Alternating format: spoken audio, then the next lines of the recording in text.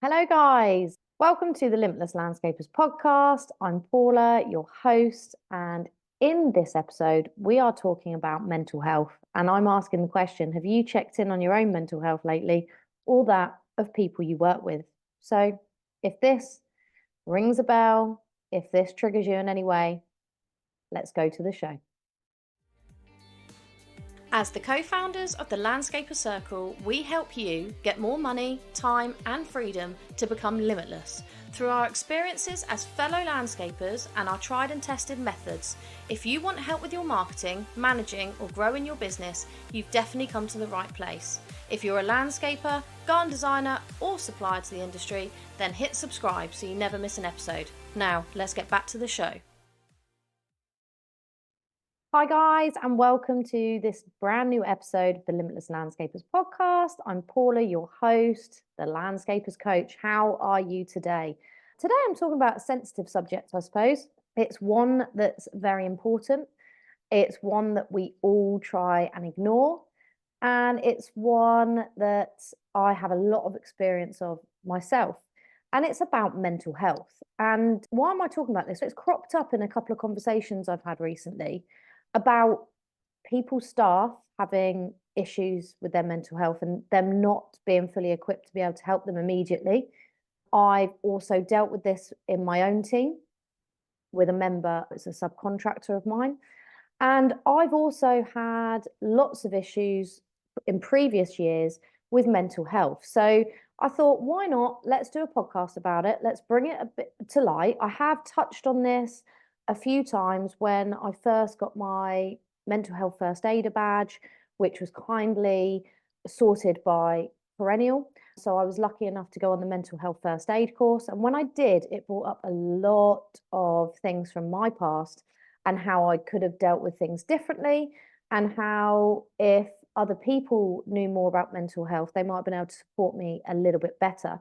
So I thought it's well worthy of an entire podcast episode. And I wanted to be brutally honest with you. So I will be sharing sort of quite personal experiences, but also some practical ways that you can perhaps help yourself or your team or your family if you come up against mental health issues going forward. Now, I am not a counsellor, I'm not giving you advice. I just thought it's worth a conversation. And if this is interesting to you, I think this will be a great podcast for you to listen to. So, first things first, yes, I got my mental health first aid badge. I can't remember what year I got it. I feel like it was last year, but it could have been the year before. And Perennial actually invited me to attend, and it was a really fantastic online course. It was a couple of days and it triggered a lot of things within me because a lot of the things we touched upon, I'd been through myself personally in previous years. So let me take you back to the very first instance of mental health issues for me. And that was in the form of anxiety and panic attacks. And essentially, it came because I was at the time a sales manager and I managed a sales team. And essentially, the pressure of hitting targets, even though I love it, I love sales, I love that role, but the pressure of doing it day in, day out, the pressure of working sometimes 12, 14-hour days because I wanted to hit my targets. That was a choice. That wasn't my employer forcing me to do that. I chose to come in extra. I chose to work longer because I wanted to hit my targets. I wanted to earn the money.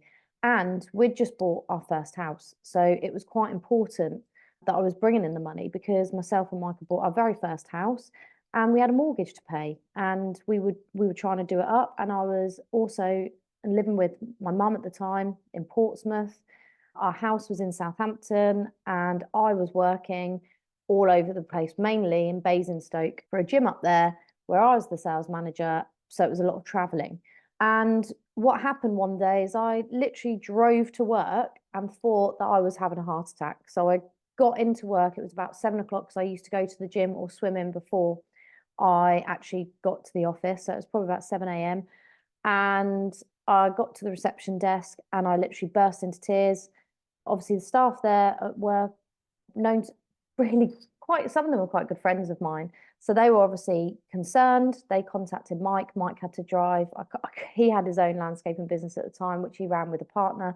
And somehow he came up to Basingstoke, got dropped off at Basingstoke, and he drove us home. And he booked an appointment with the doctor because I said, I think I'm going to die. I felt like my heart was going to basically have a heart attack. And so we went to the doctors. That was the times when you could get an appointment immediately. We should go back to that time, hey? Anyway, I digress. And essentially, they did an ECG, obviously checked me over and said, you're having a panic attack. Now, I'd never had a panic attack in my life before then. I never knew what anxiety was because I'd never potentially suffered from it. I may have, but was unaware of it, unconscious of that. And so began what was a very weird period in my life where I had to come up with ways to manage this anxiety because I didn't want to quit my job. It did culminate in me quitting that job and going into something else, which was more stress, if I'm honest, but it was closer to home. So it took the traveling out. But essentially, it became a period of my life where I was actually scared to be on my own. So, for instance, if Mike was going out with his friends for the evening, I would go to my mum's house. So I'd drive to Portsmouth, stay with her, and come back the next day. So I didn't have to be alone in the house because what would happen is I would start panicking that I was going to have a heart attack. This also would impact in other ways where I didn't want to go away because I wanted to know where the nearest hospital was because I thought I was going to have a heart attack. Now, even though I knew I wasn't having a heart attack and it was just anxiety, my brain was just in fight or flight all the time and would just start to get anxious. You would start to feel your heart racing, and I would go into what it was a panic attack. And it just was quite debilitating in one way. No one really knew apart from Mike. Obviously, my boss at work knew because obviously the original instance happened there. But I kept it quite well concealed. And it was mainly because I didn't want anyone to know. I didn't want to feel weak. And I thought, I'm just going to deal with this myself because that's the only way I could do it, is my mind playing basically tricks on me the whole time.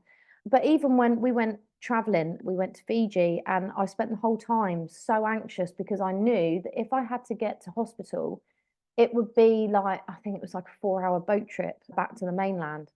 And it really stressed me out because for some reason, even though I was a healthy individual, as I said, I've always been into physical activity, going to the gym, swimming, all of that malarkey.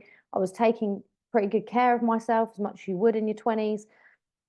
And there was no actual health reason why I should be having these apart from my mind. It just went completely berserk. And so I got some help. I decided to get some counselling. Obviously, I was lucky enough that I could afford to do that.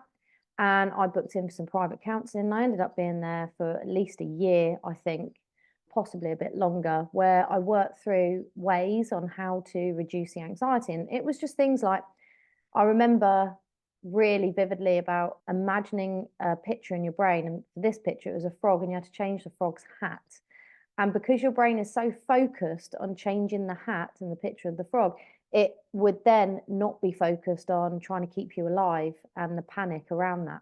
So it would quickly dissipate the panic, quickly dissipate the anxiety, and you would be feeling okay.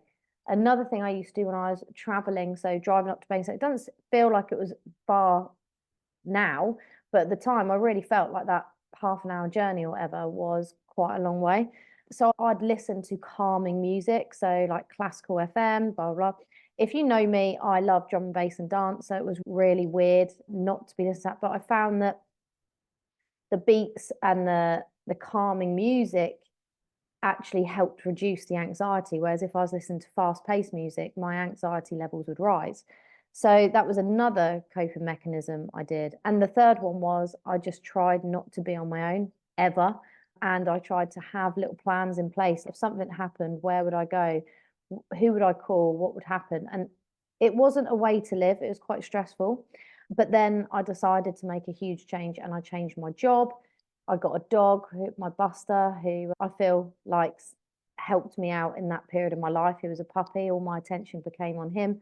And I changed job location wise to somewhere in Southampton. So there was no more of that traveling, no more of that worry that I would have a heart attack while driving and then potentially injure myself and others on the road. That was quite interesting. And then when I was doing this mental health first aider course, they brought up the subject of OCD and things that people do. And it was funny because I'd actually forgotten all about this, but my brother-in-law reminded me quite recently how I used to count everything. And that was another mental health thing that I used to do. I used to count everything. I would count calories, I'd count amount of drinks. I just felt I needed to count everything. So I'd be sat there eating food and counting the calories in every bit of food. And it wasn't to do with losing weight or keeping an eye, because at that time I wasn't following a plan. I was just going to do the gym or swimming just for fun. I was into exercise class at the time, so I'd just go spinning for fun. Didn't really care about calorie in, calories in or calories out. It didn't bother me. I didn't feel I needed to worry about that. It was purely a control thing. So I'd just be counting all random things like how many drinks I'd had that day, how many calories I'd had that day. And I'd just be sat there counting on my fingers. And it was weird. I'd forgotten all that. My brain had decided that wasn't important to remember until my brother-in-law reminded me, and it popped up in the mental health first aid course, which I was like, wow, that is what I used to do. No wonder I had to see a counsellor. But essentially, that was the start of having to think about how to manage my brain. And thankfully now, I really I don't do the OCD stuff. I don't do anything like that, and I don't have any anxiety. But I'm in a much different environment. I'm not in a very high pressured, high sales environment. I'm not traveling every day to go to work. I have other things to focus on, like my children, rather than before I just had myself and Mike in the house. I didn't have anyone else to worry about. So it's a very different, I do think your environment is important, but also being able to speak about it, because initially I didn't want to talk about it. I felt embarrassed. I didn't even want Mike to know about it, but obviously he had to. And I certainly didn't want anyone else to notice, even though they obviously did notice the whole counting thing. So that's quite important. And I think when we're under a lot of pressure, these things can kick in and our mind wants to protect us. Essentially, it goes back to when we were trying to slay food to eat back in the Neanderthal times, and it's just a fight or flight response. So it's worth checking in with yourselves, what behaviors you're doing, what's triggering you, and whether you can change anything or tweak anything. Or if, like me, you thought I need to seek outside help, seeking that outside help. The second personal instance that happened to me, mental health wise, was when I had children. And that's because it triggered postnatal depression. Now, the first time I had it with both children, they were born 2 years apart. And the first time I had it, I didn't know I had it. I just had this rage. All I can explain it as was rage inside of me. And I was just enraged with life, completely not enraged with the child, funnily enough. Like, it was just enraged with life and feeling like I had no help. I had no control over everything. I think it goes back to this. I'm no expert, but I think it's that. So it was actually my mum and Mike again that said, I think you need to get some help, because basically I'd just break things like the door, front door, still broken. I'm still waiting to get a new door because I kicked it so hard. It split. I think I must have slammed a few doors, broke them in the house. I think probably broke a plate or two. I was just so angry. I absolutely detested Mike. I just seriously just hated him. And all I wanted to do was look after my child. And I also didn't want anyone to help me, which was also a bit difficult. So when you're struggling mentally, but then you don't want anyone to have anything to do with your child, you want to do everything yourself. And having I had a cesarean section. So for 6 weeks, I was not out of action. I had to be careful, couldn't drive. So I had lots of changes happen all immediately. A new child, trying to manage that. We were also doing our house up, renovating our house at the time. Mike was obviously still working. He had to still work. I had the stress of two of my guys were going to set up on their own. Sorry, that was pregnancy 2, which added to the stress there. And we were still trying to run the business. And at this point, with my first child, I had quite a big team, people in the office, but things still had to continue. I couldn't just go. So I was back at work quite quickly. I used to take my daughter in with me. She would sleep in the travel cot. She would get fussed over by the girls in the office, and I'd just have to try and get some work done. It wasn't ideal. And when I got told I needed some help, I was fuming. I didn't want any help. There was nothing wrong with me. I was just angered and I hated Mike. So what was the problem? But essentially, I did go to the doctors and I did again go to counselling. I did the free counselling first of all through the doctors, and then I went back to my original counsellor just to work through some stuff. And then I did take antidepressants for a time. But for me, I didn't want to be on them for a long period of time. So I set myself a goal of when I wanted to come off, spoke to a doctor about it and managed to do that. So by my daughter's first birthday, I wasn't on any antidepressants and I did feel a hell of a lot better. Now, side note to that, antidepressants aren't a cure what's going on in your brain. I feel that my personal experience of them is I would never touch them again, mainly because they generally just numbed your emotions, or they did me. They numbed all emotion. So I was almost like an emotionless being. And I didn't like that either. And also coming off them, you do have side effects. So I wouldn't say that's a plus. I'd always say for me, it's always been seeing a counsellor that's qualified in whatever you're going through, and to be able to unpick stuff that then leads to lasting change, not just a temporary fix. So that was my first experience postnatal depression. Then when I had my son 2 years later, I could see the triggers happening already. So I noticed myself that it had triggered something in my brain that had led to this postnatal depression again. So again, I went to the doctors, I got the pills, but that time I said I only want to be on them 3 months. So I got myself off, good to go. And again, booked in for counselling because essentially I just needed to work out what was going on in my brain, how I could work through it, how I could change my thoughts and my feelings and not rely on a medication. Now, this time when I came off the medication, I actually had quite bad, what are called brain zaps in your brain. So it'd feel like an electric shock going through your brain. Now, so therefore, again, I would never recommend taking them. Obviously, if you need to, like I did at the time, fine, but be prepared because you don't want to be on them for long term. And also coming off them isn't as easy as it seems. But yeah, I had to work through postnatal depression twice. And again, with the stresses and with that second pregnancy, again, I had a C-section, so I was out of action for 6 weeks, but I knew what I was letting myself in for. But then I also got an infection, which meant I was rushed into hospital and spent 5 days in hospital having intravenous antibiotics while my baby was at home with Mike and my mum and obviously my daughter. So that in itself, I think, didn't help the mental health situation. And essentially, I then also at this time, when I had given birth to child two, I had the whole thing with work where one team was going out on their own. They'd set up a website. We'd found out. I was massively stressed. I wanted to sack everybody. I was fed up. Mike had to calm me down and say, there's more than one way to skin a cat. Let me deal with this. So he did. But again, all of that kind of mental stress that we all deal with when we're running our own business, and the sadness that you feel when you feel like someone stabbed you in the back and gone behind your back, it's quite a lot to take on while for me, my hormones were raging where I'd had that second child. And obviously, Mike is meant to be on parental leave to help me, but he's having to sort out all the fires in the business because I'm not available.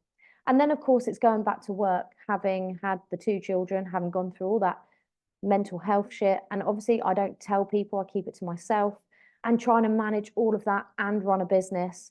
It was just a very stressful time. And I am glad that I had the foresight and the support around me that allowed me to get the help I needed. I was so incredibly grateful that I could go and see a counsellor and had the money to be able to do that.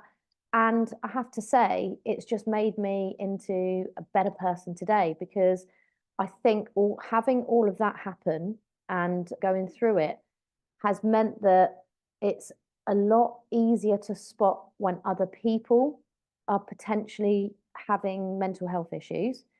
It also gives you that empathy that I can empathize with other people who have gone through mental health issues to an extent.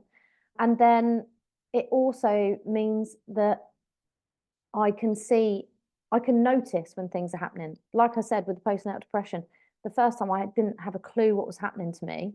The second time I saw the triggers and were able to nip it in the bud much quicker before I caused any more damage to the front door, to be fair, and basically be able to notice the triggers and change my mindset. And I think that's why I've been so interested as I've progressed further in business and in life, in how we could keep a control of our mindset, how looking at things in different ways are really important, because we need to keep ourselves in that positive mindset. Otherwise, you go down that negative route, it can easily turn into a depressive state. And once you're there, if you don't know how to get yourself out, it's going to make it very difficult indeed. Now, it's quite important, I would say, to check in with yourself, see how you're feeling, what can make you feel better. Is there anything you can do to change things? Like I said, the environment. Could you take a few hours out if you are feeling the pressure of the business? Could you do something for yourself, which I put at the top of my priority list every single day now, as I am competing in my first bodybuilding competition in September. So actually, one of my top priorities every day is to get to the gym, get the steps done, eat the food, do the posing, and get to bed early. So it means that I have to manage my work life around that. And usually work would have come first. And although I love my businesses and I want work to come first, at the moment, I'm putting myself as a priority, which seems very selfish. It seems really not British, is it? It's not the British way, I don't think, but it's important. And actually, it makes my productivity improve, because once done what I need to do on the personal level, I just crack on with everything else. So it does make it easier to manage. If you constantly deny yourself something that you personally love, it could be anything. It could be reading, it could be running, it could be just going down the pub for a beer with your friends, it could be seeing your friends, it could be seeing your family. It could be just being able to switch off at night instead of working on the business. If you don't do that, it makes being the business owner hard. It also makes you very resentful, when actually the opportunities that come from owning and running your own business and managing your own time and your own income far exceeds the negative, in my opinion. You might be in a place where you think absolutely not, it's bullshit, Paula. By all means, send me a message so we can discuss further. But for me, I think you have so many opportunities and positives through managing yourself, your time, your money, your business, being able to create the life you want. You can't do that if you are in a job. And again, your business can become a kind of job if you let it, unless you learn how to create the systems, process in the business that you want to be in. I would say check in with your team. With the subcontractor I had, I knew he was going for a difficult period. He had a lot of issues from his childhood, and I just had to go gently and make sure he was okay. Did he want any help? And I sent him lots of resources to try and get the help he needed. And being a mental health first aider, the beauty of it is I can access the resources that they provide, and a place called Hub of Hope, where you can type in the postcode for where you are, and it will list every bit of help that is out there for you. And a lot of it, there's a lot of stuff for free. You don't have to pay for a private counsellor. There's a lot of free advice that you can get if you are struggling. And if you want help on that or some advice, let me know, because this is the whole purpose of me sharing my personal experience with you, so that if I can help someone who's feeling that way, then it's worth it. I don't often like to share this sort of stuff. So if you are feeling in any way like this and you need some help, or you want to be pointed in the right direction of some resources that might be able to help you, like I said, I'm a mental health first aider and I can point you in the right direction, and then you can get some support that you might need if you're not getting that support where you are. And like I said, keep an eye on yourself, keep an eye on your teams and your family, and just remember that mental health is often not talked about, but it's massively big. And I would say it's grown, it's become more of an issue since we had the pandemic, and people have been cooped up in their houses and not allowed human contact. And this is just adding to the mental health, the state of the mental health in this country. Um, and I think we all need to be more mindful, that it is a real thing. It's not back in the day where people just dismissed it and said, get on with life. It's a real thing. And actually, if we can get your mental health in a much better, more positive place, then you're going to be far more productive, far more happier, and you'll have a much more enjoyable life than if you're in that negative mindset all the time. So, anyway, that's been an interesting podcast. Let me know your thoughts. If you want any help, please do reach out. That's what I'm here for. And yeah, I will see you on the next episode of the Limitless Landscapers podcast.